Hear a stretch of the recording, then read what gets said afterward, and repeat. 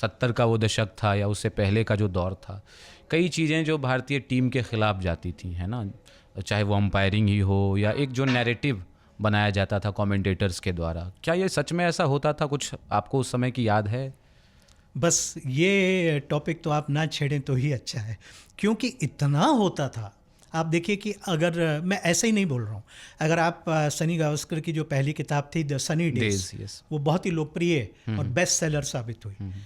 तो उसमें ये कहा जाता था कि भारत को भाई 11 से नहीं 13 खिलाड़ियों से खेलना पड़ता है, क्योंकि 2 अंपायर भी हैं। तो चाहे आप ऑस्ट्रेलिया जाएं, चाहे आप इंग्लैंड जाएं, ऑस्ट्रेलिया में वो फेमस इंसिडेंट हुआ कि जब एक मशहूर आर्मी मैन भारतीय टीम के मैनेजर थे दुर्रानी, और वो मैदान छोड़ के बाहर निकले क्योंकि वो शतक की ओर बढ़ रहे थे और टीम बड़ा अच्छा खेल रही थी। चेतन चौहान के साथ उनकी प्रारंभिक जोड़ी उन दिनों में हुआ करती थी। डेनिस लेली जैसे वो खौफनाक बॉलर्स थे, और उनको गलत आउट दिया गया जैसा उन्होंने समझा उस समय, और वो मैदान छोड़ को जाने लगे थे। एक बहुत बड़ी घटना हो जाती, क्योंकि प्रोटोकॉल से इन्वॉल्व थे दो देशों के बीच में। जैसे एशेज श्रृंखला में बॉडी लाइन हुई और जिसमें बड़ी कंट्रोवर्सी हुई इंग्लैंड और ऑस्ट्रेलिया के बीच में, ऐसा कुछ हो सकता था लेकिन नहीं हुआ। और बिल्कुल आधुनिक समय में आ जाएं तो मैं आपको बताऊं, एक बार एक एयरपोर्ट में एक शहर से दूसरे कनेक्टिंग फ़्लाइट थी, और हम ट्रांसपोर्ट बस में चढ़े एयरक्राफ्ट तक जाने के लिए। तो उसमें कुंबले भी थे, वो भी उसी मैच के लिए जा रहे थे, एक मैच खेल के आ रहे थे।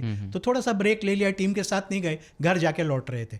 और जैसे ही मैं उस टीम में उसमें चढ़ा, तो बस में चढ़ा, तो वो सामने ही मिल गया। वो दौरे पे मेरे साथी रहे, मैं उनको कवर करता रहा, एक ही होटल में ठहरते भी थे, तो बेतकल्लुफ़ी भी थी।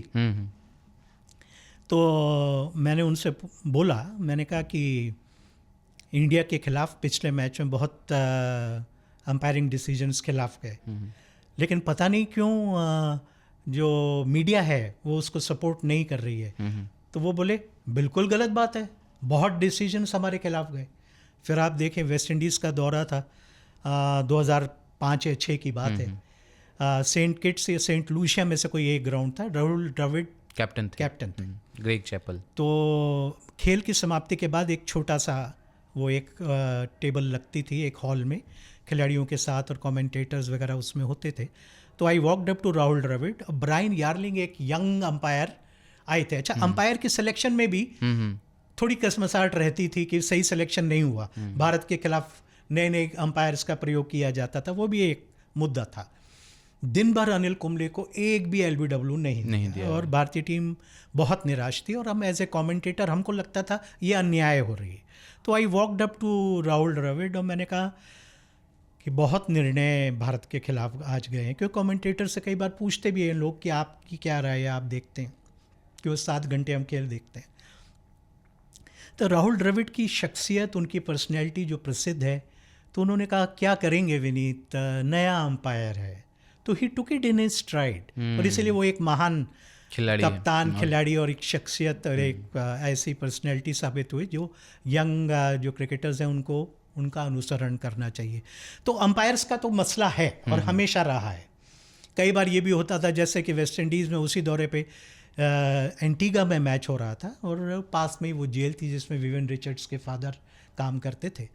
तो वो एक हिस्ट्री का वो एक हिस्सा है। तो वो बाउंड्री लाइन पे एक कैच हुआ जिसको अंपायर आउट नहीं दे रहा था। इंडिया की बैटिंग चल रही थी, लारा ने इंटरसेप्ट किया और अंपायर से बदसलूकी करते हुए आउटस्पोकन तरीके से उन्होंने जिद की कि आप खिलाड़ी से पूछ लीजिए ना, that should be final. TV आ गया था लेकिन इतना नहीं था, रिप्लेस वगैरह नहीं, इतने रिप्लेस वगैरह नहीं होते थे। तो बीच मैदान पर ब्रायन लारा ने इंसिस्ट किया, if my player is saying he has caught it fairly and squarely, you must agree to it.